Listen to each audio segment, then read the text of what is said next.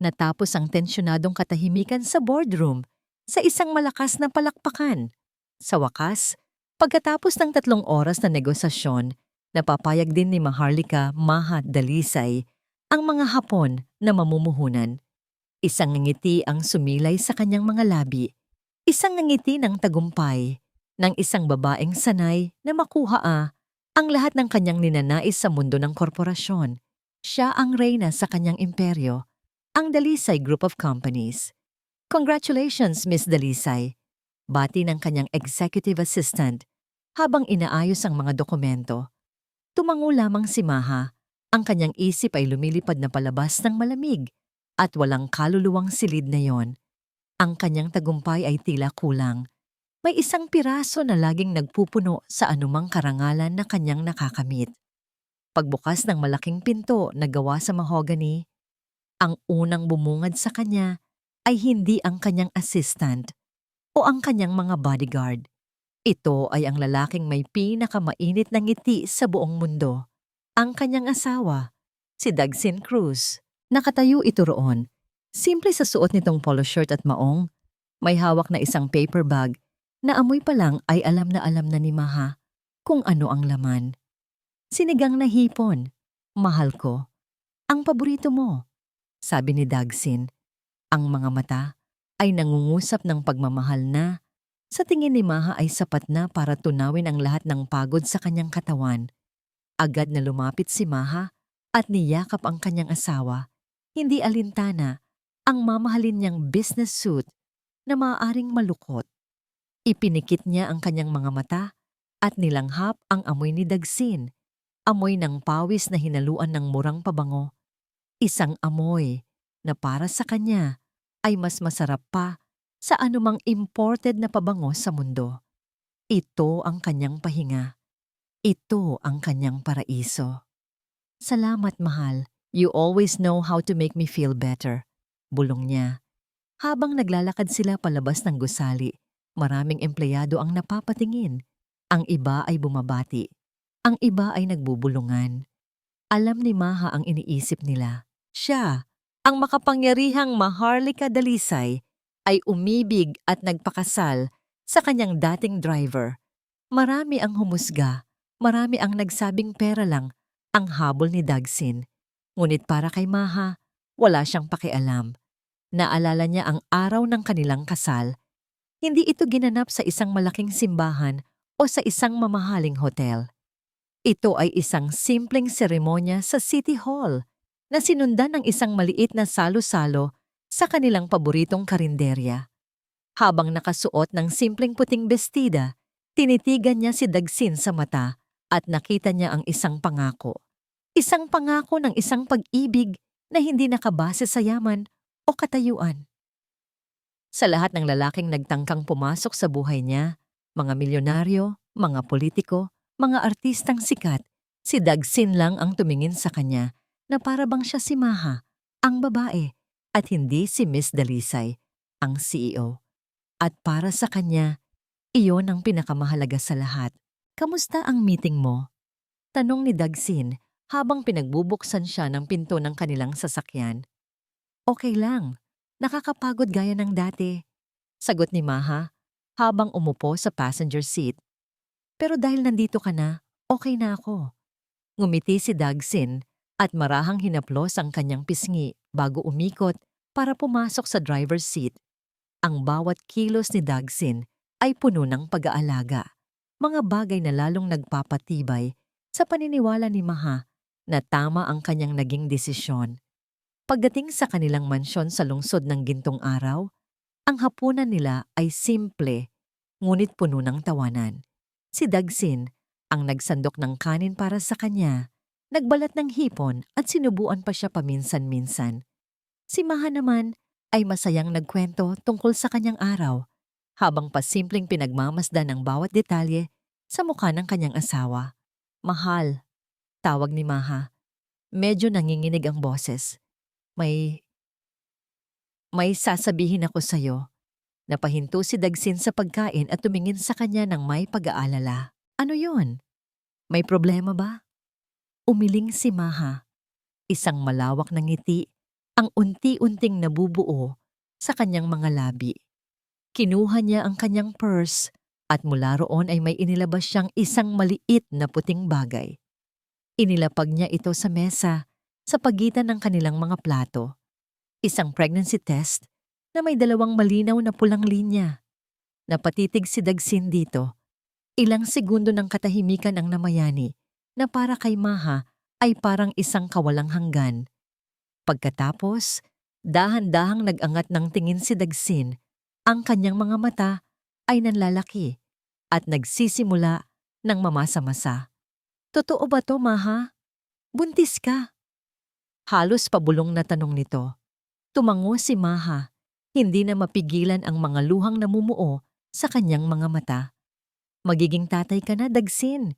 Sa isang iglap, tumayo si Dagsin, lumuhod sa tabi ni Maha at niyakap ang kanyang bewang. Isinubsob nito ang mukha sa tiyan ni Maha at naramdaman ni Maha ang panginginig ng mga balikat nito. Umiiyak ito. Salamat, Salamat, sabi ni Dagsin sa pagitan ng mga hikbi. Ito na ang pinakamasayang araw ng buhay ko. Pinakamasaya. Niyakap ni Maha ang ulo ng kanyang asawa habang ang sarili niyang luha ng kaligayahan ay malayang dumadaloy. Ito na yon.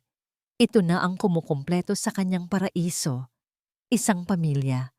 Isang anak na bunga ng kanilang pagmamahalan. Itinayo ni Dagsin ang kanyang mukha, pinunasan ang mga luha at hinalikan si Maha ng buong pagmamahal. Pagkatapos ay niyakap niya ito ng mahigpit na para bang ayaw na nitong pakawalan. Mahal na mahal kita, Maha. Kayo nang magiging anak natin. Bulong nito sa kanyang tenga. Niyakap din siya ni Maha pabalik, buong pusong naniniwala sa bawat salitang kanyang narinig.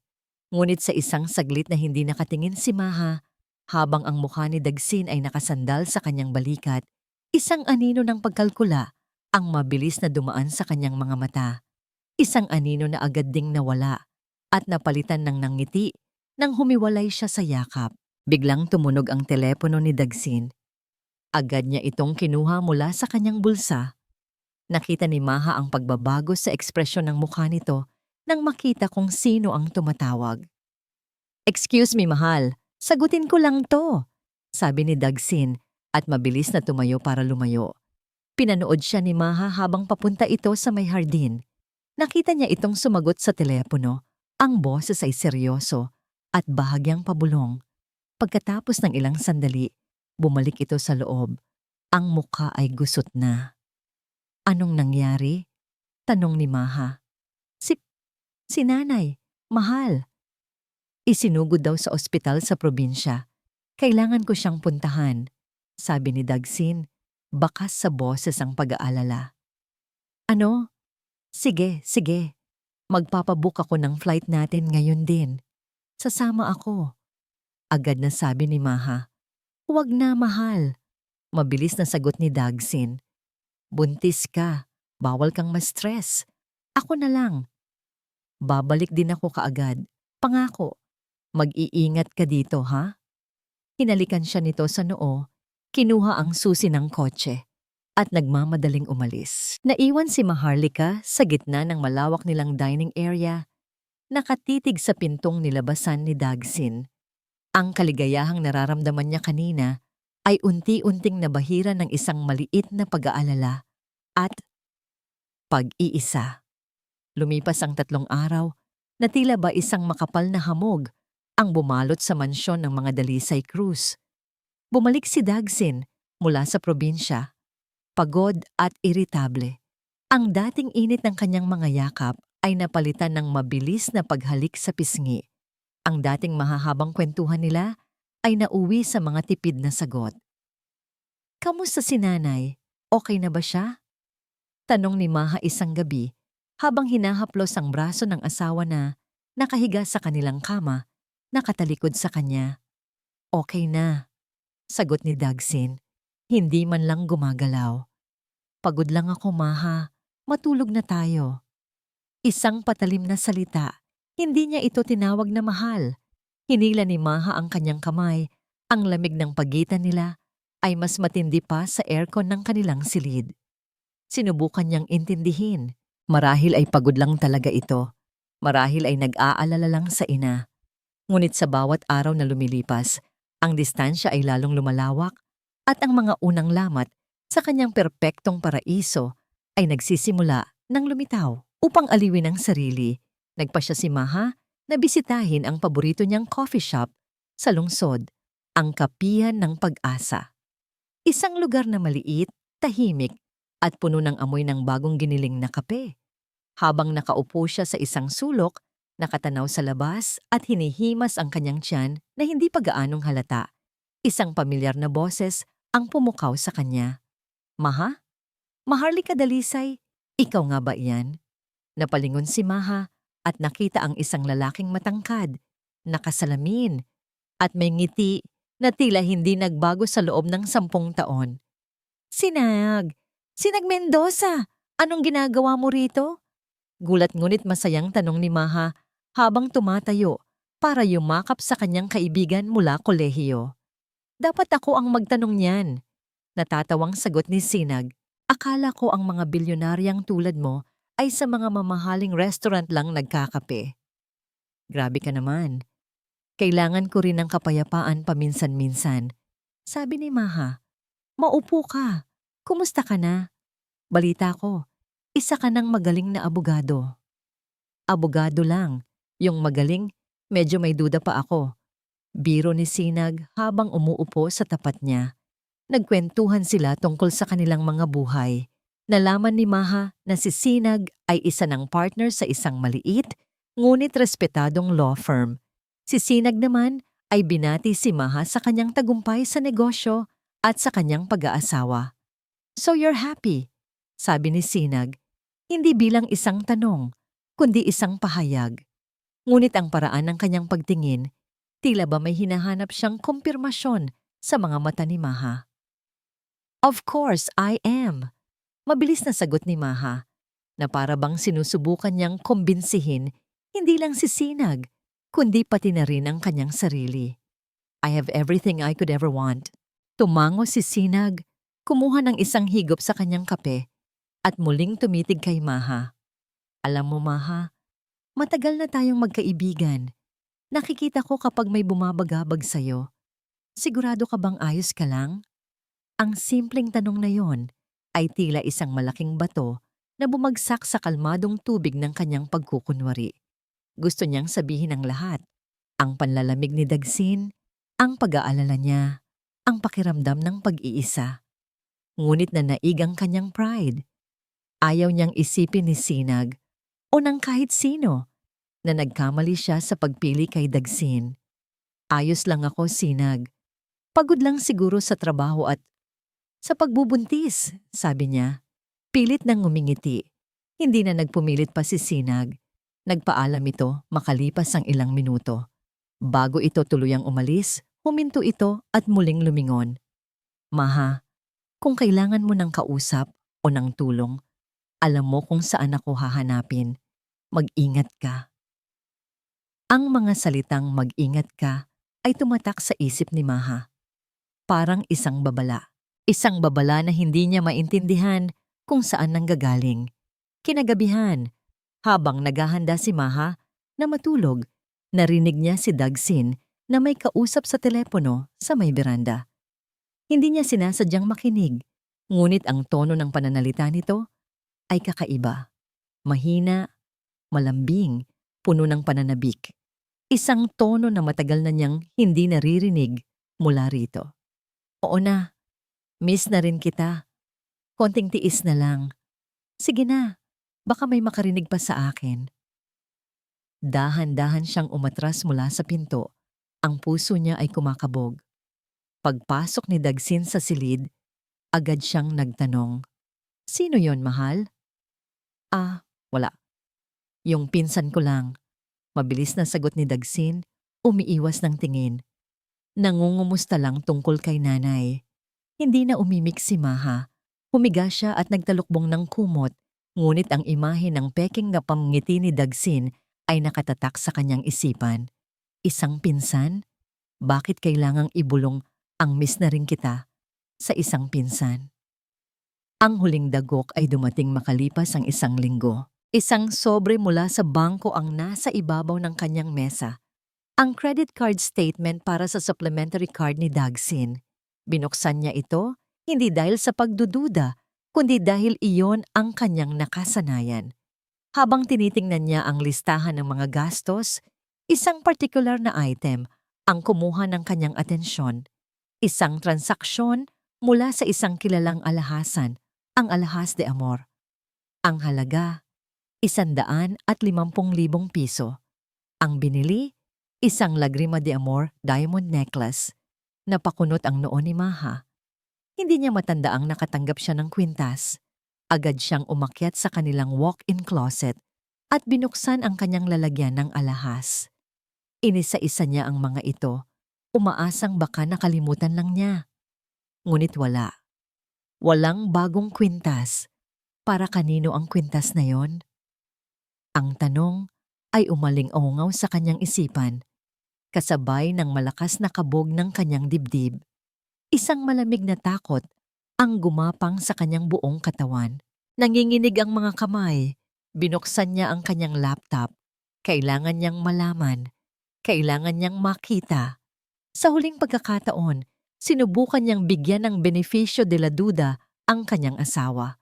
Baka may sorpresa ito. Baka nagkamali lang ang bangko.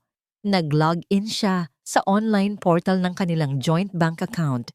Isang account na itinatag nila para sa kanilang mga ipon at para sa kinabukasan ng kanilang magiging anak. Tiningnan niya ang recent transactions at doon nakita niya ito. Isang withdrawal, isang malaking halaga, ₱250,000. Ginawa noong araw na umalis si Dagsin papuntang probinsya. Ang mga numero sa screen ay tila lumabo habang ang dugo ay umakyat lahat sa kanyang ulo. Napahawak siya sa mesa. Ang paghinga niya ay tila bumibigat. Ang mga maliliit na lamat na kanyang nakita ay biglang naging isang malawak na bitak at nararamdaman ni Maharlika na anumang oras ay guguho ang paraisong kanyang itinayo. Ang mga numero sa laptop screen ay tila mga sundalong nakahilera, tahimik na naghahatid ng hatol ng kamatayan sa puso ni Maharlika. ₱250,000. Isang kwintas na hindi para sa kanya. Isang asawang lumalamig. Isang pinsan na tinatawagan ng Miss Nakita. Ang mga piraso ng palaisipan ay naroon na, nakakalat sa kanyang harapan. Ngunit sa halip na mabuo ang isang magandang larawan ng pag-ibig, ang nabubuo ay isang halimaw ng pagtataksil. Pinatay niya ang laptop. Hindi siya sumigaw. Hindi siya umiyak. Isang nakakabinging katahimikan ang bumalot sa kanya. Isang klase ng katahimikan na mas masakit pa sa anumang ingay. Ang Maharlika Dalisay na CEO ay biglang nagbalik. Ang babaeng hindi basta-basta nagpapadala sa emosyon. Ang babaeng nag-iisip, nagpaplano, at kumikilos batay sa ebidensya. Hindi sapat ang mga numero, hindi sapat ang mga resibo. Kailangan niya ng katotohanang hindi maitatanggi. Kailangan niyang makita. Kinagabihan, hindi siya makatulog. Habang si Dagsin ay mahimbing na natutulog sa kanyang tabi, ang paghinga ay malalim at payapa. Si Maha naman ay gising na gising. Hawak ang kanyang telepono sa ilalim ng kumot. Ang liwanag mula sa screen ay nagbibigay anino sa kanyang mukha.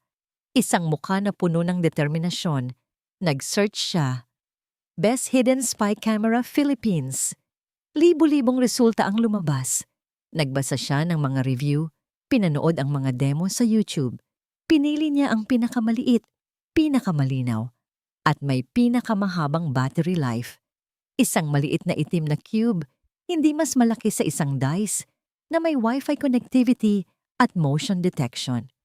Isang click lang, at binayaran na niya ito gamit ang kanyang personal na credit card, ipapadala sa kanyang opisina kinabukasan. Habang tinitingnan niya ang confirmation ng kanyang order, isang matinding pagkonsensya ang biglang dumaloy sa kanya. Ano itong ginagawa niya? Para siyang isang kriminal na naglalagay ng patibong sa sarili niyang pamamahay. Ang babaeng minahal niya, ang lalaking pinakasalan niya, ay kanyang pagdududahan ng ganito? Ngunit mabilis na napalitan ang pagkonsensya ng isang mas malakas na damdamin. Hinawakan niya ang kanyang tiyan. Hindi na ito tungkol sa kanya lamang. May isang buhay sa loob niya na kailangan niyang protektahan. Kung mayroon mang masamang nangyayari, kailangan niyang malaman para sa kapakanan ng kanyang anak. Para sa anak ko, bulong niya sa sarili. Gagawin ko to para sa anak natin. Kinabukasan, dumating ang maliit na package sa kanyang opisina. Dinala niya ito pauwi, nakatago sa ilalim ng mga folder ng kanyang trabaho. Naghintay siya ng tamang pagkakataon. At dumating iyon nang sabihin ni Dagsin na maglalaro ito ng basketball kasama ang mga kaibigan. Nang makaalis na ang asawa, umakyat si Maha sa kanilang master's bedroom. Ang puso niya ay dumadagundong sa kanyang dibdib. Inilabas niya ang maliit na kamera mula sa kahon. Ang kamay niya ay nanginginig habang sinusunod ang instructions. Saan niya ito itatago? Tumingin siya sa paligid. Ang kanilang silid, ang kanilang santuwaryo ay biglang naging isang potential crime scene. Napako ang kanyang tingin sa isang maliit na digital clock sa bedside table ni Dagsin. Kinuha niya ito. May maliit na espasyo sa likod, malapit sa saksakan. Maingat niyang inilagay ang kamera doon. Ang lente ay halos hindi makita. Nakatutok sa kabuuan ng kanilang kama at ng malaking bahagi ng silid. Isang maliit na click. Pumasok na ito sa pwesto. Ang bawat tunog sa bahay ay tila nagiging mas malakas. Ang tibok ng kanyang puso, ang ugong ng aircon, ang tunog ng sasakyan sa labas. Anumang oras ay maaring bumalik si Dagsin at mahuli siya. Nanginginig niyang isinaksak pabalik ang orasan. Kinuha niya ang kanyang telepono at kinonekta ang kamera sa Wi-Fi. Sa isang iglap, ang imahe ng kanilang kwarto ay lumitaw sa screen ng kanyang cellphone. Malinaw, detalyado, ang kanyang kama, ang kanyang mga unan, ang lugar kung saan dapat ay panatag siyang natutulog gabi-gabi. Ngayon, ito na ang magiging saksi sa katotohanan. Bumalik si Dagsin pagkalipas ng 2 oras, masayang-masaya at amoy pawis. Ang nangiti nito ay kasing lapad ng dati.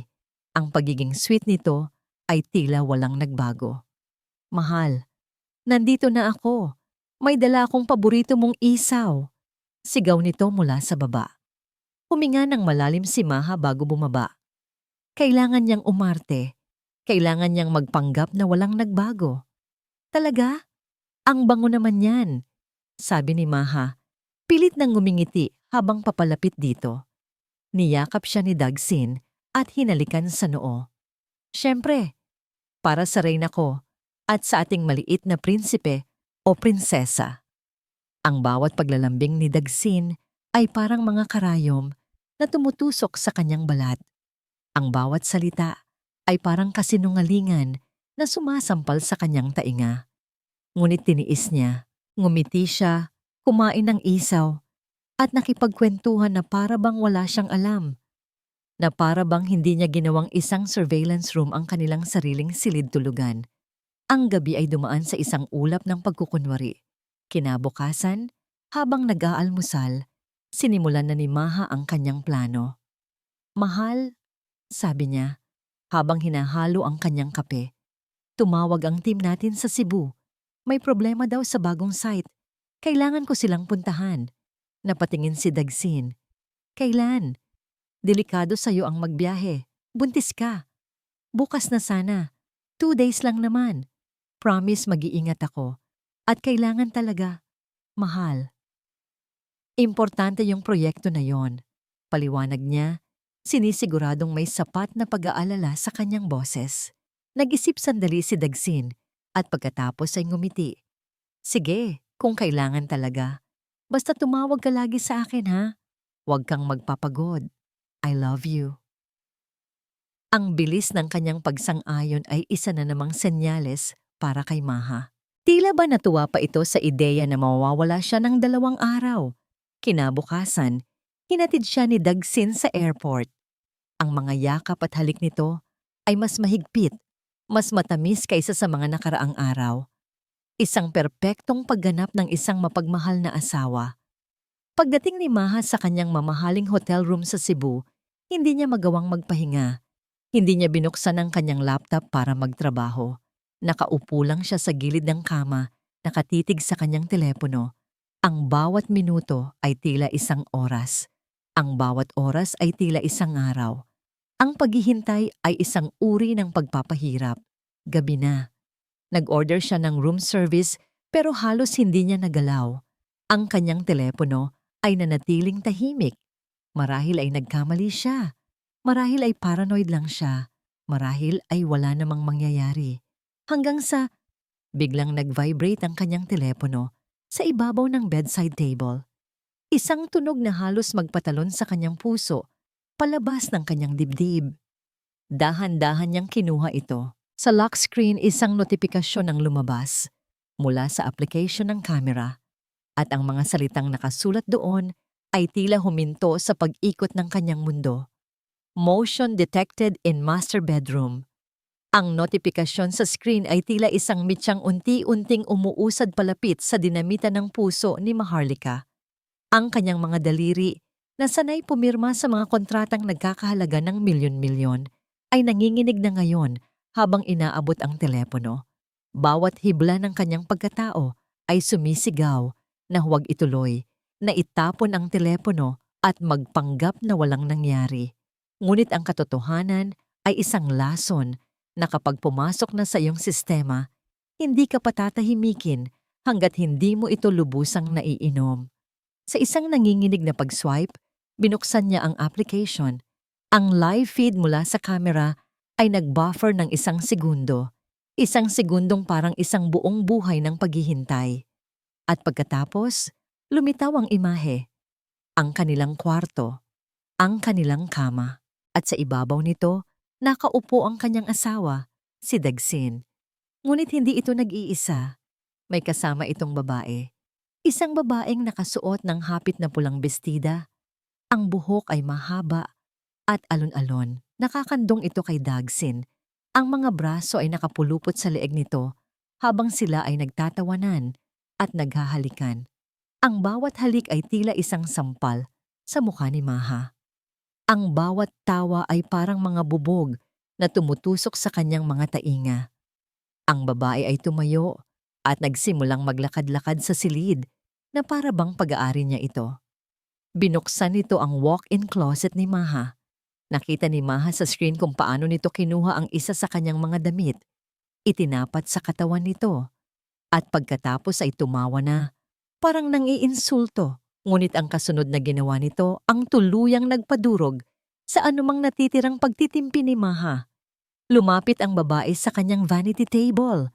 Binuksan nito ang kanyang mamahaling kahon ng alahas. At mula roon, kinuha nito ang isang pares ng hikaw na brilyante. Regalo pa sa kanya ng kanyang yumaong ina. Isinuot nito iyon na parang sa kanya. Bagay ba sa akin, mahal? Tanong ng babae. Ang boses ay malandi at matinis. Ang pangalang Halina ay sumagi sa isipan ni Maha. Ang pangalan ng babaeng kinaiinisan niya nang hindi pa man niya nakikita. Ngumiti si Dagsin. Isang nangiti na puno ng pagnanasa, isang nangiti na hindi kailanman ibinigay nito sa kanya. Lahat naman bagay sa'yo, Halina. Mas bagay sa'yo kaysa sa may-ari niyan. Ang mga salita ay tumama kay Maha na parang isang malakas na suntok sa sikmura. Ang hangin ay tila nawala sa kanyang mga baga. Pero hindi pa yon ang pinakamasakit. Ang susunod na usapan nila ang siyang tuluyang pumatay sa kanyang kaluluwa. Sigurado ka bang iiwan mo na talaga siya, Dagsin? Tanong ni Halina habang hinahaplos ang dibdib ng lalaki. Baka naman magbago pa isip mo, lalo na't magkakaanak na kayo. Tumawa si Dagsin, isang tawang malamig, walang kaluluwa, at puno ng panunuya. Isang tawa na hindi niya kailanman aakalaing maririnig niya mula sa lalaking minahal niya ng buong puso. At pagkatapos, binitawan nito ang mga salitang gumuho sa buong mundo ni Maharlika. Ang mga salitang magiging marka ng isang sugat na hindi na kailanman maghihilom. "Konting tiis na lang, Halina," sabi ni Dagsin. Ang boses ay puno ng kasiguraduhan at paghamak. "Kapag nakuha ko na ang tiwala niya sa bagong negosyo na ipapatayo ko gamit ang pera niya, wala nang silbi sa akin ang machine ATM na yon at ang bata sa tiyan niya. Machine ATM. Ang dalawang salitang yon ay umalingaw-ngaw sa loob ng isipan ni Maha. Paulit-ulit, paulit-ulit. Hindi siya asawa, hindi siya mahal. Isa siyang bangko, isang kasangkapan. At ang anak niya, ang anak nila, ay isang balakid na kailangan lang tiisin. Nawala ng tunog ang paligid. Ang marangyang hotel room ay tila umikot. Ang tanging naririnig niya ay isang matinis na ugong sa kanyang mga tainga. Ang imahe sa screen ng telepono, ang 2 taong nagtatawanan sa ibabaw ng kanyang nawasak na pangarap ay lumabo. Ang telepono ay naging napakabigat sa kanyang mga kamay. Binitiwan niya ito. Isang malakas na kalabog ang narinig nang bumagsak ito sa sahig na gawa sa marmol. Kasabay ng tunog ng nababasag na screen ay ang pagbasag ng kanyang puso sa 1,000 piraso. Ngunit may isa pang bagay na nabasag sa loob niya. Isang matalim, biglaan, at nakakapanghinang kirot ang pumilipit sa kanyang puson. Napahawak siya sa kanyang tiyan. Ang kanyang mga mata ay nanlalaki sa takot. Napayuko siya. Ang bawat paghinga ay isang paghihirap. Ang sakit ay mas matindi pa sa sakit ng pagtataksil. Ito ay isang sakit na pisikal. Isang sakit na tila may kinukuha mula sa kanya. Isang mainit na likido ang naramdaman niyang dumaloy sa pagitan ng kanyang mga binti. Napatingin siya sa sahig. Isang patak, 2, hanggang sa naging isang mantsa ng dugo sa puting bathrobe na suot niya. Ang lakas sa kanyang mga tuhod ay biglang nawala. Napaluhod siya, ang kanyang mga kamay ay desperadong nakahawak pa rin sa kanyang tiyan na para bang kaya niyang pigilan ang trahedya sa pamamagitan lamang ng kanyang mga palad. Hindi, ang anak ko. Ang mga salita ay hirap lumabas sa kanyang mga labi. Isang pabulong na pagsusumamo sa hangin. Ang bawat pagkirot sa kanyang sinapupunan ay tila isang kumpirmasyon ng katotohanang pilit niyang tinatakasan. Isang katotohanang mas masakit pa sa milyon-milyong beses kaysa sa pagtataksil na kanyang nasaksihan.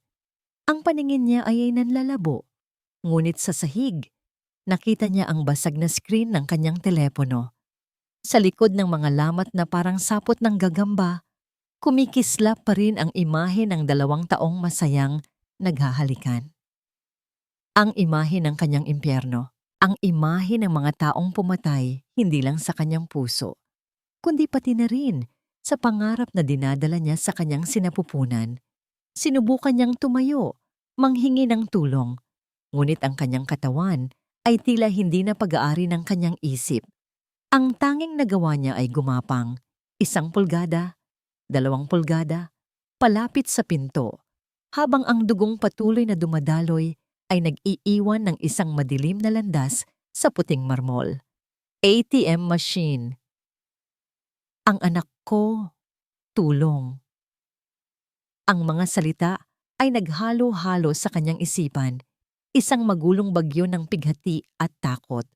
Ang paningin niya ay nagsimulang magdilim sa mga gilid. Ang marangyang ilaw ng chandelier sa itaas ay naging mga malabong tuldok ng liwanag. Ang ugong sa kanyang tainga ay lalong lumakas, nilalamon ang lahat ng iba pang tunog. Ang huling imahe na pumasok sa kanyang isipan, bago siya tuluyang lamunin ng kadiliman, ay hindi ang mukha ni Dagsin, hindi ang mukha ni Halina, kundi ang isang munting mukha na hindi na niya kailanman makikita. Ang pangarap na sa isang iglap ay naging isang bangungot. Sa isang huling mahinang pag-ungol, ang kanyang kamay ay bumagsak sa malamig na sahig. At si Maharlika Dalisay, ang reyna ng kanyang imperyo, ay tuluyang nilamon ng katahimikan at dilim. Ang unang nagparehistro sa kamalayan ni Maharlika ay ang amoy ng antiseptiko at alkohol. Sumunod ang tunog, isang mahina at ritmikong pag-beep ng isang makina sa kanyang tabi. At ang panghuli, ang pakiramdam. Ang magaslaw na kumot ng ospital at ang maliit na tusok ng IV line sa kanyang kamay. Dahan-dahan niyang iminulat ang kanyang mga mata. Puti. Lahat ay puti. Ang kisame, ang pader, ang uniforme ng nurse na pumasok sa silid. Para siyang nasa isang ulap, isang lugar na walang kulay at walang emosyon. Sinubukan niyang alalahanin kung paano siya napunta roon. Ang mga imahe ay bumalik sa kanya na parang pira-pirasong salamin. Ang hotel room, ang telepono, ang dalawang nagtatawa ng mukha, ang mga salita, ATM machine, ang sakit, ang dugo. Agad siyang napahawak sa kanyang tiyan. Ngunit ang naramdaman niya ay hindi ang bahagyang umbok na kinasanayan na niyang haplusin sa loob ng ilang linggo. Ang naramdaman niya ay isang nakakapanlumong kawalan. Walang laman. Isang doktor na may mabait na mukha ang pumasok sa silid kasama ang nurse. Ngumiti ito sa kanya. Isang nangiting pilit na nagpapahiwatig ng masamang balita. "Good morning, Miss Dalisay. I'm Dr. Alcaraz." Sabi nito sa malumanay na boses. "You lost a lot of blood, but you're stable now. You're safe." Hindi sumagot si Maha. Ang kanyang mga mata ay nanatiling nakatitig sa doktor, naghihintay sa mga salitang ayaw niyang marinig, ngunit alam niyang darating. Huminga ng malalim ang doktor.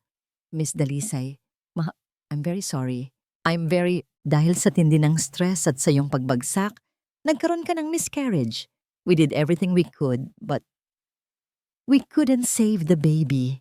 Ang mga salita ay lumutang sa hangin. Walang epekto sa una. Parang isang wikang banyaga na hindi niya maintindihan. Isang pagkawala ng gana. Isang miscarriage. Hindi niya mailigtas ang sanggol. Hindi siya umiyak. Hindi siya sumigaw. Tumingin lang siya sa isang punto sa puting pader. Ang kanyang mga mata ay walang buhay. Ang kanyang mukha ay isang blangkong maskara. Ang sakit ay napakatindi, napakalalim. Kaya't ang kanyang katawan ay tumangging iproseso ito. Ang isip niya ay nagtayo ng isang pader upang protektahan ang sarili mula sa tuluyang pagkasira.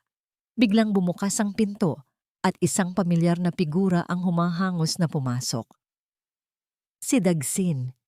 Ang kanyang buhok ay magulo, ang kanyang damit ay lukot, at ang kanyang mga mata ay namumula na para bang umiyak ito ng buong gabi. "Mahal," sigaw nito at mabilis na lumapit sa kanyang kama. "Diyos ko, Maha! Anong nangyari? Tinawagan ako ng hotel. Sobra akong nag-alala." Hinawakan nito ang kamay ni Maha, ngunit ang pakiramdam nito sa balat niya ay parang nagbabagang uling, peke. Lahat ay peke. Ang pag-aalala, ang mga luha, ang bawat salita. Sinabi sa akin ng doktor, ang anak natin. Humikbi ito, isang perpektong pagganap ng isang nagdadalamhating ama. Patawarin mo ako, mahal. Sana pala hindi na kita pinayagang umalis. Sana pala sinamahan kita. Tinitigan lang siya ni Maha. Ngunit ang nakikita niya ay hindi ang lalaking kanyang pinakasalan. Ang nakikita niya ay ang halimaw na tumatawa sa screen ng telepono. Ang estrangherong tumawag sa kanya na ATM machine. Ang lalaking pumatay sa kanyang anak. Dahan-dahan niyang binawi ang kanyang kamay mula sa pagkakahawak ni Dagsin. Ang pag-atras niya ay simple lang, ngunit ang mensahe nito ay malinaw na parang sampal. Ang kanyang mukha ay nanatiling blangko, ngunit ang kanyang mga mata ay nagliliyab sa isang malamig na apoy. Nang muling bumukas ang pinto, isa pang pamilyar na mukha ang pumasok. Ngunit sa pagkakataong ito ay tahimik at nag-aalangan. Si Sinag. Nakita niya ito sa may pintuan. May hawak na isang maliit na basket ng prutas. Ang mukha ay puno ng hindi maipintang pag-aalala. Nagtama ang kanilang mga mata. Sa mga mata ni Sinag, nakita ni Maha ang totoong kalungkutan. Hindi para sa sarili nito, kundi para sa kanya. Binaling ni Maha ang kanyang tingin pabalik kay Dagsin. Umalis ka, utos niya. Ang boses ay mahina, ngunit matigas na parang bato. Mahal, ano bang sinasabi mo? Naguguluhang tanong ni Dagsin. Bingi ka ba? Sabi ni Maha, ang bawat salita ay mabagal at malinaw. Sinabi ko, umalis ka. Dito. Ngayon din. Nakita ni Maha ang pagbabago sa mukha ni Dagsin mula sa pag-arte ng kalungkutan, naging pagkaini, at pagkatapos ay takot nang mapagtanto nitong hindi na gumagana ang kanyang palabas. Sige, kung yan ang gusto mo, sabi ni Dagsin, sinusubukang bawiin ang kanyang dignidad. Magpapahinga muna ako sa labas. Babalikan kita kapag mas kalmado ka na. At mabilis itong lumabas ng silid, hindi man lang sumulyap kay Sinag. Nang silang dalawa na lang ni Sinag ang naiwan, ang katahimikan ay naging mas mabigat. Dahan-dahang lumapit si Sinag, inilapag ang basket ng prutas sa mesa at kumuha ng isang upuan. Umupo ito sa tabi ng kama ni Maha, hindi nagsasalita, hindi nagtatanong. Nakaupo lang ito roon. Ang kanyang presensya ay isang tahimik na pangako na hindi siya nag-iisa. Ilang minuto ang lumipas sa katahimikan. At sa unang pagkakataon, mula nang magising siya, isang emosyon ang nakalusot sa pader na itinayo ng isip ni Maha. Isang luha, isa lang. Gumulong ito mula sa gilid ng kanyang mata, mainit at mapait. Ang isang luhang iyon ang nagsilbing senyales, ang simula ng pagguho, ang pag-amin sa sakit na pilit niyang tinatago. Mula sa kanyang bulsa, kinuha ng katulong ni Maha na pumasok sa silid ang isang bagay na iniutos nitong kunin mula sa hotel. Ang basag niyang telepono. Inabot niya ito kay Maha. Hawak ang teleponong sumira sa kanyang buhay. Dahan-dahan itong inabot ni Maha kay Sinag. Ang kanyang kamay ay nanginginig pa rin, ngunit mayroon ng bagong kislap sa kanyang mga mata. Hindi na ito blanko. Ito ay puno ng lason, ng galit at ng isang bagong tuklas na determinasyon.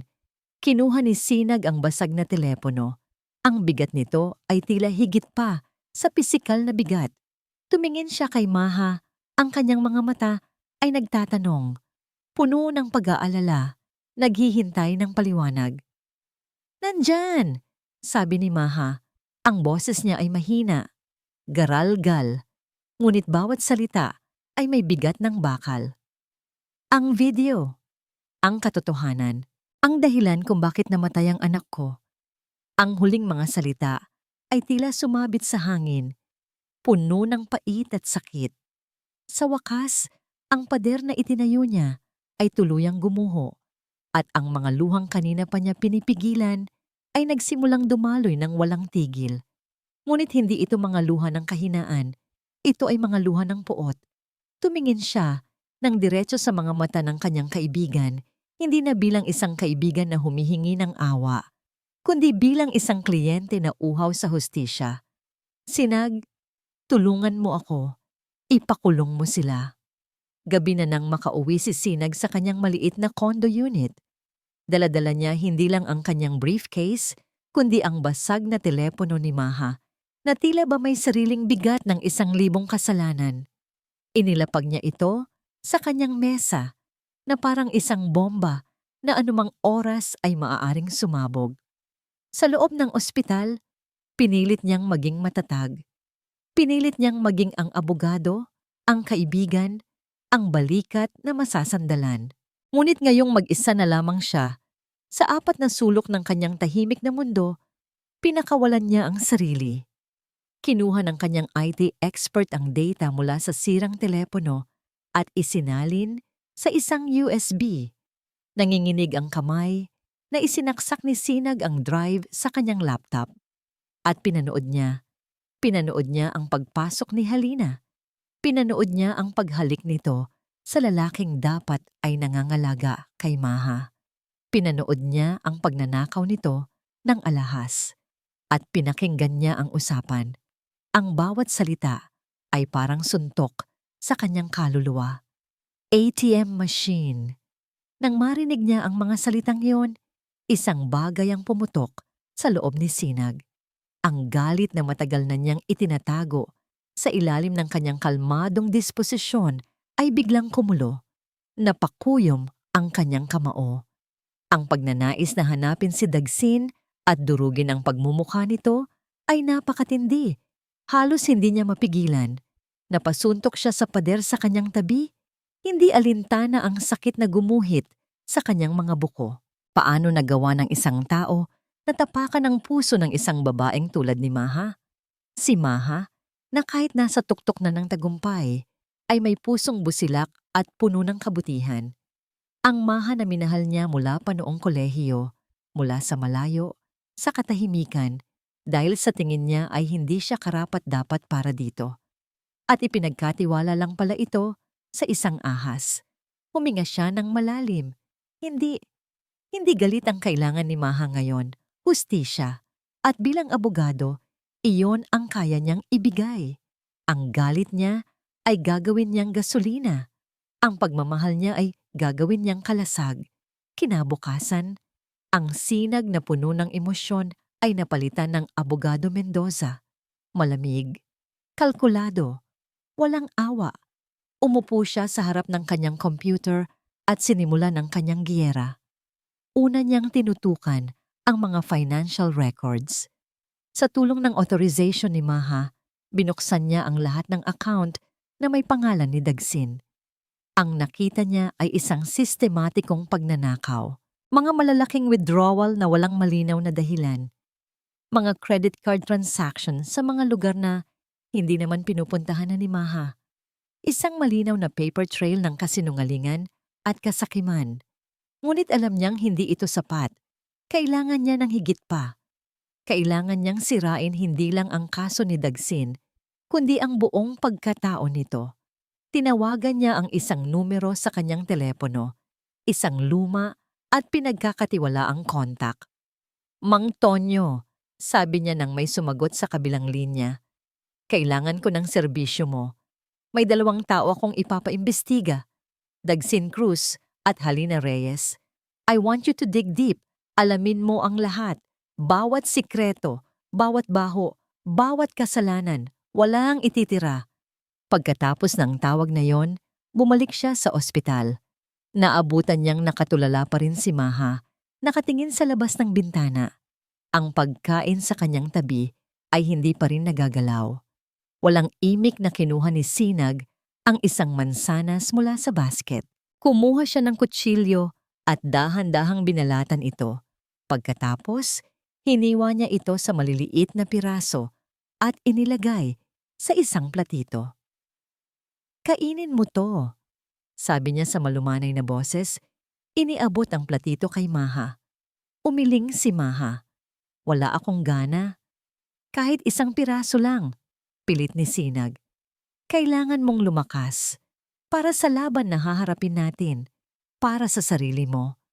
Tinitigan siya ni Maha at sa gitna ng kawalan ng pag-asa sa mga mata nito, nakita ni Sinag ang isang maliit na kislap ng tiwala. Dahan-dahan nitong kinuha ang isang piraso ng mansanas at isinubo. Iyon na ang naging routine nila sa mga sumunod na araw. Si Sinag ang nag-aasikaso sa kaso sa umaga at sa gabi. At sa tanghali, nasa tabi siya ni Maha. Tinitiyak na kumakain ito, umiinom ng gamot, at paminsan-minsan nakikinig sa katahimikan nito. Hindi niya ito pinilit magkwento. Hindi niya ito binigyan ng mga pekeng salita ng pag-asa. Nandoon lang siya. Isang presensyang hindi nang huhusga. Isang presensyang nagsasabing, hindi ka nag-iisa. Nandito ako. Isang gabi, habang nag-aayos siya ng mga dokumento sa kanyang opisina, muling tumunog ang kanyang telepono. Si Mang Tonyo. Attorney, sabi ng boses sa kabilang linya. May nakuha na ako. At sa tingin ko, mas malaki to kaysa sa inaakala natin. Napaayos ng upo si Sinag. Ano yon? Yung mga perang winidraw ni Dagsin, yung kalahating milyon nung umalis siya papuntang probinsya. Hindi lang pala para sa nanay niya na hindi naman pala na ospital. Sabi ni Mang Tonyo. Napakunot ang noo ni Sinag. Anong ibig mong sabihin? Huminga ng malalim ang investigador sa kabilang linya na para bang naghahanda para sa isang malaking revelasyon. Attorney, may isa pa siyang pamilya doon, isang babae at isang 5 taong gulang na batang lalaki. Nabitiwan ni Sinag ang ballpen na hawak niya. Ang tunog ng pagbagsak nito sa sahig ay tila napakalakas sa katahimikan ng kanyang opisina. Ang lamig na gumapang sa kanyang likod ay mas matindi pa sa galit na naramdaman niya noong una. Ang kasamaan ni Dagsin ay hindi lang pala simpleng kasakiman. Ito ay isang malalim at nakakasuklam na balon ng panloloko. At si Maha, ang kanyang Maha, ay nasa gitna ng lahat ng ito. Walang kamalay-malay.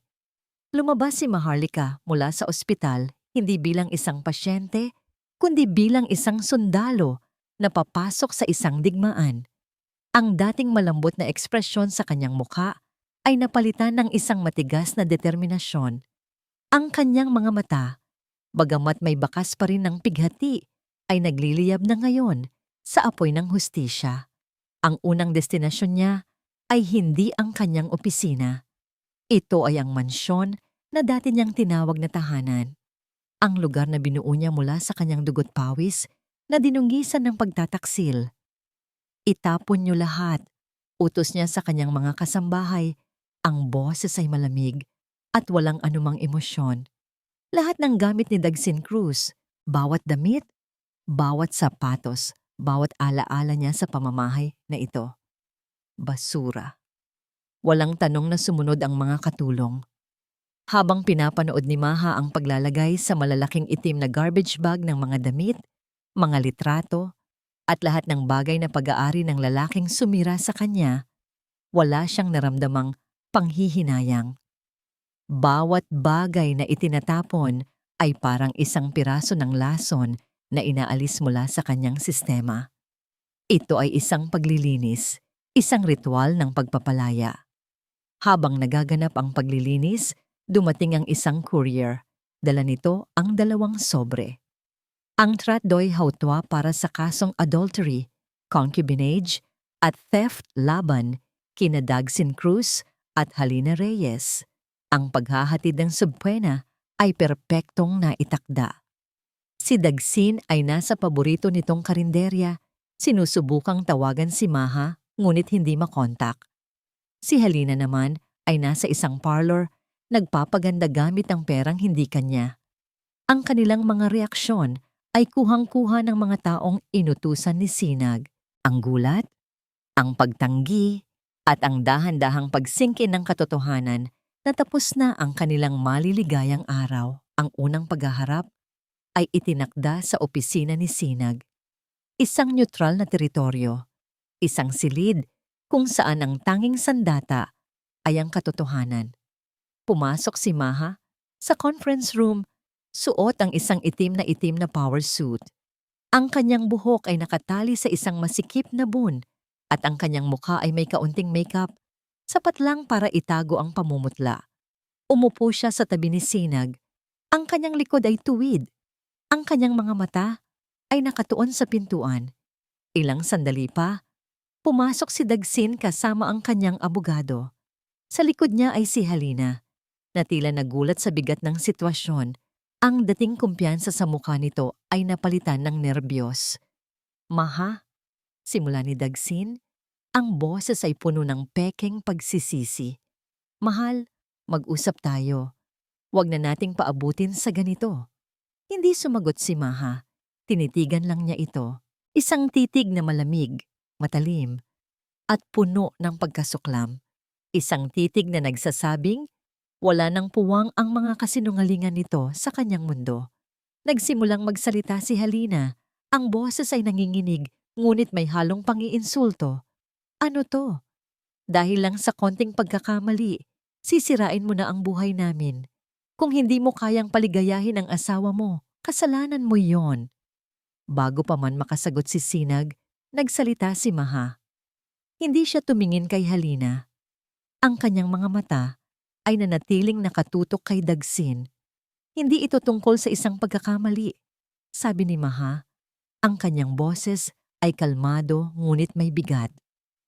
Ito ay tungkol sa isang plano. Ito ay tungkol sa pagnanakaw. Ito ay tungkol sa panloloko. Pagkatapos ay ibinaling niya ang kanyang tingin kay Halina sa unang pagkakataon. At ikaw? Dagdag niya, hindi ka biktima dito. Isa kang kasabwat. Ang abogado ni Dagsin, isang lalaking mayabang, ay nagsalita. Miss Dalisay, ang kliyente ko ay may karapatan ding magsalita. At kung itutuloy niyo ito, handa kaming magsampa ng countercharge. Isang kaso ng psychological abuse at paninirang puri. Gagamitin namin ang yaman mo laban sa'yo. Ipapakita namin sa korte kung paano mo kinokontrol ang buhay ng asawa mo. Kung paano ka naging isang aroganteng asawa na nagtulak sa kanya para maghanap ng pagmamahal sa iba. Isang tawa ang kumawala sa lalamunan ni Maha. Isang tawang walang saya. Isang tawang puno ng pait. Gawin niyo ang gusto niyong gawin, sabi niya. Dahan-dahang tumatayo. Ang kanyang presensya ay tila napuno sa buong silid. Subukan niyong baliktarin ang kwento. Subukan niyong gawin akong kontrabida. Pero tandaan niyo ito. Lumakad siya palapit kay Dagsin. Ang bawat hakbang ay mabigat at may layunin. Huminto siya sa mismong harapan nito. Napakalapit na kaya niyang amuyin ang takot na nagsisimulang mabuo dito. Yung mga alaalang sinasabi mo? Bulong niya. Sapat lang para marinig nilang dalawa. Yung mga ngiti, yung mga yakap, lahat ng iyon ay namatay kasama ng anak ko. Tumalikod siya at naglakad palabas ng silid. Hindi na muling lumingon. Naiwan sa loob ang 2 taong natigilan. Ang kanilang mga mukha ay nagpapakita ng takot sa isang babaeng wala nang ikakatakot na mawala. Ang banta ng abogado ni Dagsin ay hindi pala biro. Sa mga sumunod na araw, sinimulan ng kabilang kampo ang kanilang opensiba. Naglabas sila ng mga pekeng testigo, mga dating empleyado na binayaran para magsinungaling, mga kaibigan ni Dagsin na nagpinta kay Maha bilang isang dominanteng asawa na uhaw sa kontrol. Ang naratibo ay malinaw. Si Dagsin ay isang biktima, isang kawawang lalaki na itinulak sa pagkakasala. Naramdaman ni Sinag ang bigat ng laban. Ang mga ebidensya sa pagnanakaw at pagtataksil ay matibay, ngunit alam niya na sa korte, ang perception ay kasing halaga ng katotohanan. Kailangan niyang ipaalala sa mundo kung sino ang tunay na Maharlika Dalisay, bago pa man siya maging CEO, bago pa man pumasok sa buhay niya si Dagsin. Nag-drive si Sinag papunta sa luma nilang lugar sa Maynila.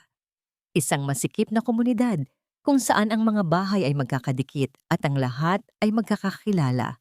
Dito lumaki si Maha bago pa man umasenso ang kanilang buhay. Una niyang pinuntahan ang isang maliit na sari-sari store sa kanto. Ang tindahan kung saan sila madalas tumambay noong kolehiyo. Nakaupo pa rin doon ang may-ari, si Aling Nita, na medyo may edad na ngunit matalas pa rin ang memorya. Sinag, iho, ikaw na ba yan? Masayang bati ng matanda. Abay kay tagal na. Kamusta ka na? At bakit ka napasyal dito? Ayos lang po, Aling Nita. May sadya lang po sana ako. Sagot ni Sinag. Tungkol po kay Maha, Maharlika Dalisay. Ang mukha ni Aling Nita ay biglang lumungkot. Nabalitaan ko nga ang nangyari sa kanya. Kawawa naman ang batang yon. Napakabait pa naman. Alam mo ba, nung mga bata pa yan, kahit kailan hindi yan nakalimot tumulong sa mga kapitbahay. Kapag may sakit ang isa, siya ang unang mag-aabot ng gamot.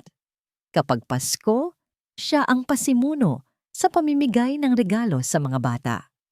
Kahit noong yumaman na, hindi nakalimot. Hindi ko maintindihan kung paano siya nagantihan ng ganito ng tadhana. Ang mga kwento ni Aling Nita ay nagbigay ng bagong lakas kay Sinag. Ito ang kailangan niya. Mga testimonya ng katotohanan. Nagpaalam siya at nagpatuloy sa paglalakad. Ang kanyang mga paa ay dinala siya sa isang pamilyar na gusali. Ang luma at medyo sira-sirang ospital kung saan minsang na-confine ang ama ni Maha. Napahinto siya sa tapat nito at isang alaala mula 10 taon na ang nakalipas ang biglang bumalik sa kanya. Malinaw na parang kahapon lang nangyari. Nasa huling taon sila sa kolehiyo. Papunta siya noon sa library nang makita niya si Maha sa labas ng billing section ng ospital. Kausap ang isang matandang babae. Ang mukha ni Maha ay puno ng pag-aalala at pakiusap. Narinig niya ang usapan. Hindi po talaga namin kaya bayaran lahat ngayon, sabi ng isang mas batang Maha, nanginginig ang boses. Kailangan lang po namin ng kaunting panahon. Naghahanap pa po kami ng paraan. Huwag niyo po muna paalisin ang tatay. Pasensya na, Ineng. Policy ng ospital. Sagot ng babae sa billing. Tumalikod si Maha. Ang kanyang mga balikat ay tila pasan ang buong mundo. Naupo ito sa isang bench. Isinubsob ang muka sa kanyang mga palad. At sa sandaling iyon, nakita ni Sinag ang kanyang kahinaan, ang kanyang pagiging mortal. At ang tanging naisip niya ay alisin ang bigat na dinadala nito. Hindi siya nagpakita kay Maha. Sa halip, pumasok siya sa ospital. Sa lahat ng kanyang naipon mula sa kanyang scholarship at part-time job, lumapit siya sa cashier. Itinuro niya ang pangalan ng ama ni Maha. Magkano po ang kulang nila? Tanong niya. Ibinigay sa kanya ang halaga. Halos lahat ng pera niya. Walang pag-aalinlangan. Inilabas niya ito mula sa kanyang wallet. Gusto ko po sanang magbayad, pero wag niyo pong sasabihin kung sino ako. Sabihin niyo na lang po na may nagmagandang loob na tumulong. Ang alaala ay nag-iwan ng isang mapait na ngiti sa labi ni Sinag.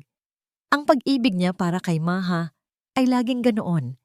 Tahimik, mula sa malayo, laging handang sumalo. Kahit hindi nito alam, ipinagpatuloy ni Sinag ang kanyang misyon. Sa tulong ni Mang Tonyo, natuntun niya ang isang mahalagang testigo.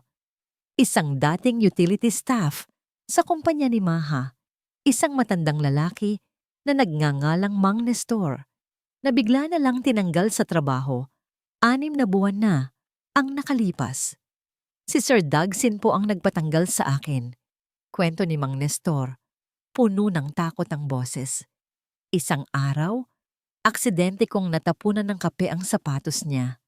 Humingi ako ng tawad, pero sinigawan niya ako sa harap ng maraming tao. Tinawag niya akong tanga at walang silbi. Kinabukasan, wala na akong trabaho. Si Mamaha po, wala siyang alam dito. Nasa business trip po siya noon. Ito na, ang piraso na kukumpleto sa larawan. Isang patunay ng pagiging arogante at mapang-abuso ni Dagsin bago pa man ang lahat. Gabi na nang bumalik si Sinag sa kapihan ng Pag-asa. Nandoon si Maha, naghihintay sa kanya. Mas malakas na itong tingnan ngayon. May kulay na ulit ang kanyang pisngi. Kamusta ang araw mo? Tanong ni Maha, isang maliit na ngiti sa kanyang mga labi. Naging produktibo naman, sagot ni Sinag. Salamat, Sinag. Sabi ni Maha, ang kanyang boses ay puno ng sinseridad. Hindi ko alam kung anong gagawin ko kung wala ka. Utang ko sa iyo ang buhay ko. Tinitigan siya ni Sinag. Gusto niyang sabihin ang lahat. Gusto niyang sabihin na matagal na niya itong ginagawa, na ang pagtulong sa kanya ay kasing natural ng paghinga. Ngunit pinigilan niya ang sarili. Walang anuman, Maha. Gagawin ko ang lahat para sa'yo. Sabi na lang niya. Umuwi si Sinag ng gabing iyon na may bagong pag-asa. Handa na sila para sa huling pagdinig. Handa na silang harapin ang anumang kasinungalingan na ibabato sa kanila. Habang naghahanda siyang matulog, biglang tumunog ang kanyang telepono. Isang hindi rehistradong numero. Nag-aalangan man, sinagot niya ito. Hello? Isang pamilyar na boses ang narinig niya sa kabilang linya. Nanginginig. Desperado. Attorney Mendoza? Si Halina to. Napaupo si Sinag. Ang puso niya ay biglang kumabog. May alam ako. Humihikbing, sabi ni Halina. Isang bagay na sisira ng tuluyan kay Dagsin, pero kailangan ko ng tulong mo. Ang courtroom ay malamig at tahimik. Isang lugar kung saan ang bawat salita ay may bigat at ang bawat tingin ay may kahulugan. Sa isang panig ay nakaupo si Maharlika Dalisay. Ang kanyang postura ay tuwid na parang isang reyna. Ang kanyang mukha ay kalmado, ngunit ang kanyang mga mata ay nagliliyab. Sa kanyang tabi, si Sinag Mendoza, ang kanyang abogado, ang kanyang kaibigan, ang kanyang sinag sa dilim. Sa kabilang panig, si Dagsin Cruz, sinusubukang magmukhang kaawa-awa at inosente. Sa tabi niya, ang kanyang abogadong mayabang, ngunit may isang tao ang wala roon, si Halina Reyes. Ang kanyang upuan ay bakante. Ang paglilitis ay nagsimula. Ang kampo ni Dagsin ang unang nagpresenta ng kanilang mga pekeng testigo, mga kasinungalingang binalot sa mga pekeng luha. Ngunit isa-isa, pinulbos ni Sinag ang kanilang mga testimonya sa pamamagitan ng matatalas na tanong at mga ebidensyang hindi maitatanggi. Ang dating empleyadong nagsabing malupit si Maha ay napaamin na may malaki siyang utang kay Dagsin. Ang kaibigang nagsabing si Dagsin ay under the saya ay napaamin na hindi pa niya nakikita kahit minsan kung paano mag-away ang mag-asawa. Pagkatapos, si Sinag na ang bumanat. Isa-isa niyang inilatag ang mga ebidensya ng pagnanakaw, ang mga bank statement, ang mga credit card bill, ang testimonya ni Mang Nestor, ang utility staff na tinanggal sa trabaho. Ang bawat ebidensya ay parang isang pako na unti-unting ibinabaon sa kabaong ng mga kasinungalingan ni Dagsin, ngunit ang pinakamabigat na sandata ay hindi pa inilalabas. Your Honor, sabi ni Sinag, ang kanyang boses ay umalingaw-ngaw sa buong silid.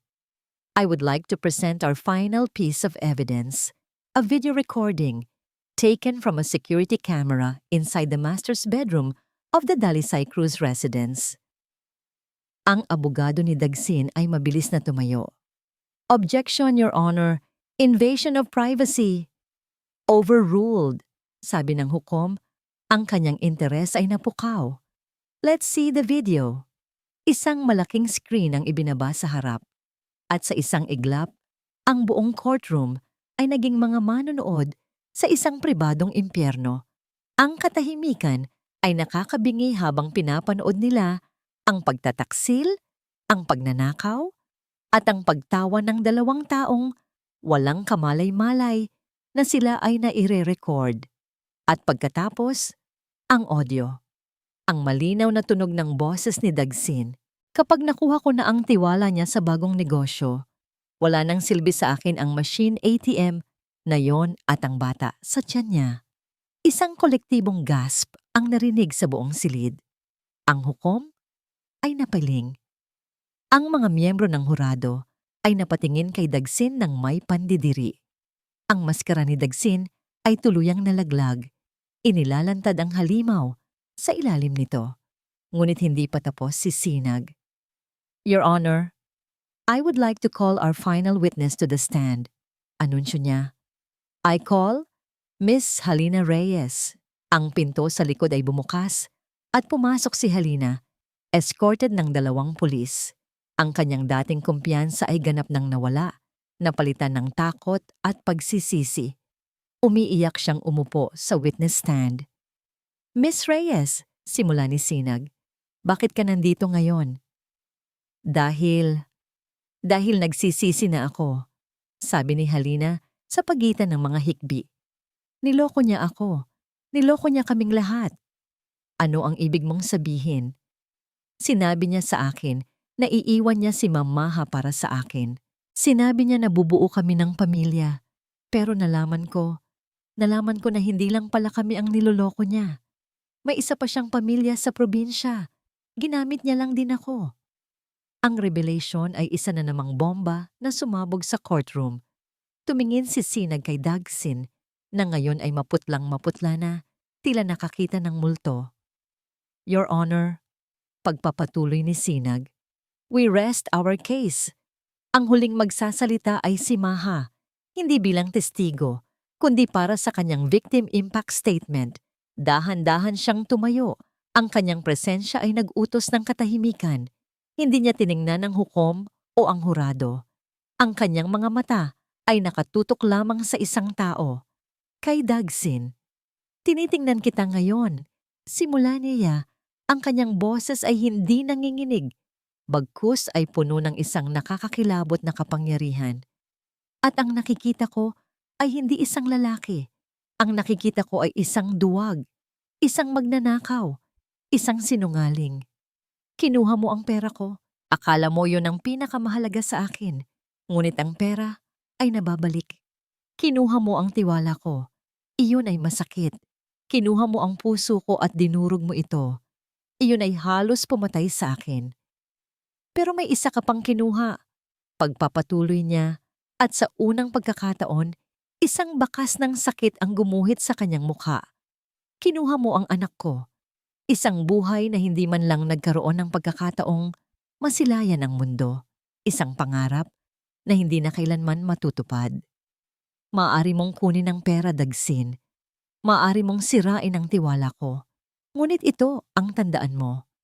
Lumapit siya ng isang hakbang. Hindi mo kinuha ang aking dignidad. Hindi mo kinuha ang aking lakas. At pagkatapos ng araw na ito, hindi mo na kailanman kukunin ang aking kapayapaan. Tumalikod siya at bumalik sa kanyang upuan. Ang paglilitis ay tapos na. Ang hukom ay hindi na nangailangan ng mahabang deliberasyon. Itinaas niya ang kanyang gavel.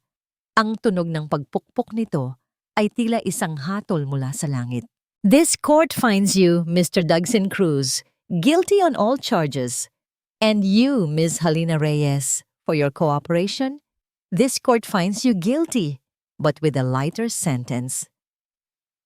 Habang pinupusasan ng mga pulis si Dagsin, nagtama ang kanilang mga mata ni Maha. Sa huling pagkakataon, sa mga mata ni Dagsin, nakita ni Maha ang pagkatalo, ang pagsisisi, ang takot. At sa mga mata ni Maha, ang nakita ni Dagsin ay hindi na galit, hindi na sakit. Ang nakita niya ay wala. Para kay Maha, si Dagsin Cruz ay isa na lamang multo ng nakaraan. Isa ng tapos na kabanata. Lumipas ang 3 taon. Ang mga sugat na iniwan ng nakaraan ay hindi tuluyang naglaho. Ngunit nagsilbi na itong mga pilat, mga paalala hindi ng sakit, kundi ng katatagan at ng kakayahang maghilom. Si Dagsin Cruz ay nananatili sa bilangguan, pinagdurusahan ang kanyang mga kasalanan. Si Halina Reyes, matapos ang mas maikling sentensya, ay nagbagong buhay sa isang malayong probinsya, dala ang bigat ng kanyang mga pagkakamali. Ngunit ang kwentong ito ay hindi na tungkol sa kanila. Ito ay tungkol kay Maharlika. Ang Dalisay Group of Companies ay mas lumago at naging mas matatag sa ilalim ng kanyang pamumuno. Ang kanyang mga desisyon ay hindi na lamang batay sa talino, kundi pati na rin sa karunungang natutunan mula sa pait ng karanasan. Siya ay naging isang leader na mas may puso at mas matatag ang mga paa sa lupa. Isang maaliwalas na umaga, nag-drive si Maha papunta sa isang tahimik na sementeryo sa labas ng lungsod. Sa ilalim ng isang malaking puno ng kalachuchi, may isang maliit at simpleng lapida na gawa sa puting marmol. Walang pangalan. Isang anghel lamang ang nakaukit dito. Inilapag niya ang isang buke ng mga puting rosas. Hinaplos niya ang malamig na bato. "Hello, anak!" bulong niya. Isang malumanay na ngiti sa kanyang mga labi. Hindi na ito isang nangiti ng pighati, kundi isang nangiti ng pagtanggap at kapayapaan. 3 taon na pala. Alam mo ba, si Mommy, okay na. Mas matatag na at mas masaya na. Salamat sa'yo, ha? Kahit sa sandaling panahon, tinuruan mo akong maging ina. Tinuruan mo akong lumaban. Tumayo siya, huminga ng malalim, at tumanaw sa asul na langit. Ang bigat sa kanyang dibdib na matagal niyang pinasan ay wala na. Mula sa sementeryo, dumiretso siya sa Kapihan ng Pag-asa, ang paborito niyang lugar. Ang lugar kung saan nagsimulang bumalik ang pag-asa sa buhay niya. Nakaupo sa paborito nilang mesa sa may bintana. Naghihintay sa kanya ang isang pamilyar na ngiti. Si Sinag. Sa loob ng 3 taon, ang pagkakaibigan nila ay unti-unting namukadkad at naging isang bagay na mas malalim. Walang pilitan, walang madali ang mga desisyon. Isang pag-ibig na hinayaang tumubo sa sarili nitong panahon. Itinayo sa pundasyon ng respeto, pagtitiwala, at mga pinagsamahang laban. "Sorry, late ako," sabi ni Maha, umuupo sa tapat niya. "Kahit gaano ka pa katagal, hihintayin kita," sagot ni Sinag, isang pangako na nakapaloob sa simpleng mga salita. Nagkwentuhan sila tungkol sa kanilang mga araw, mga pangarap, at mga plano. At sa gitna ng kanilang usapan, biglang nagseryoso ang mukha ni Sinag. "Maha," sabi nito, inaabot ang kanyang kamay sa ibabaw ng mesa. May gusto sana akong ikwento sa'yo. Isang sikreto na matagal ko nang tinatago." Napakunot ang noo ni Maha at ikinuwento ni Sinag ang lahat. Ang tungkol sa araw sa ospital, 10 taon na ang nakalipas. Ang tungkol sa perang tahimik niyang ibinayad para sa kanyang ama. Ang tungkol sa pag-ibig na matagal na niyang kinimkim sa takot na hindi siya karapat-dapat. Habang nagsasalita si Sinag, ang mga mata ni Maha ay unti-unting napuno ng mga luha. Ngunit sa pagkakataong ito ay mga luha ng purong pasasalamat at pagkamangha.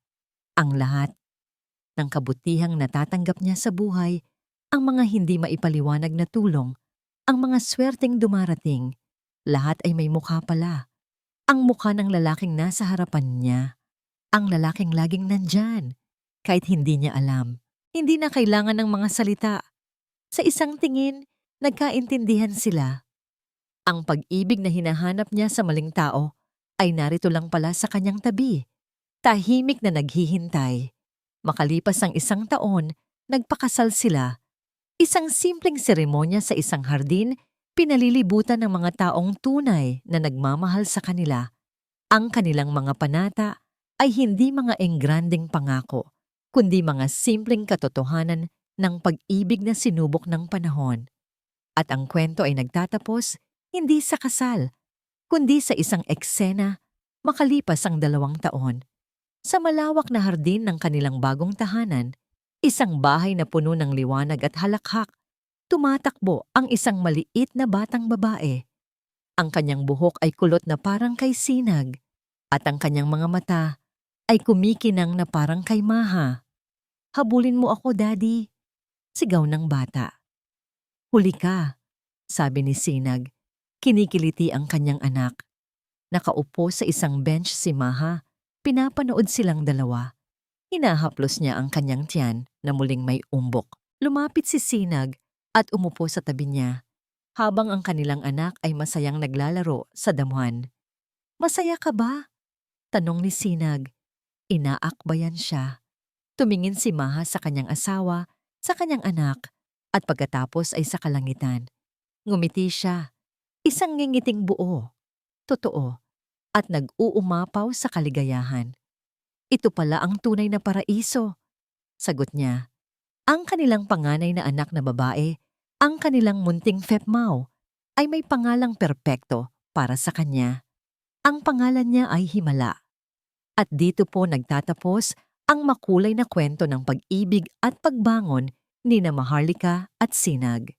Mula sa kaibuturan ng aming puso, kami po ay taos-pusong nagpapasalamat sa inyong walang sawang pagsama sa amin sa bawat kabanata ng paglalakbay na ito. Habang isinusulat namin ang kwento, tila naging mga tunay na kaibigan sina Maha at Sinag, at ang kanilang mga pinagdaanan ay naging bahagi na rin ng aming mga araw. Naramdaman namin ang kanilang pighati, kinuyom namin ang aming mga palad sa kanilang mga laban, at lumuha kami sa kanilang tagumpay. Ang kanilang istorya ay isang paalala sa ating lahat na ang tunay na pag-ibig ay hindi laging isang perpektong paraiso. Minsan, ito ay matatagpuan sa gitna ng unos. Ito ang pagiging sinag sa pinakamadilim na gabi ng isang tao. Ito ay tungkol sa paghilom, sa pagpapatawad, hindi lang para sa iba, kundi para na rin sa ating sarili. At higit sa lahat, ito ay isang patunay na hanggat mayroon tayong pag-asa, laging may naghihintay na himala sa dulo ng bawat pagsubok. Ngayon, nais naman naming marinig ang inyong tinig. Ano ang pinakapaborito ninyong bahagi ng kwento? Anong aral ang tumatak sa inyong puso? Ibahagi po ninyo ang inyong mga saloobin sa comment section sa ibaba. Sabik na naming mabasa ang bawat isa sa mga ito. Muli, maraming salamat po. Nagmamahal, Kwentong Puso TV.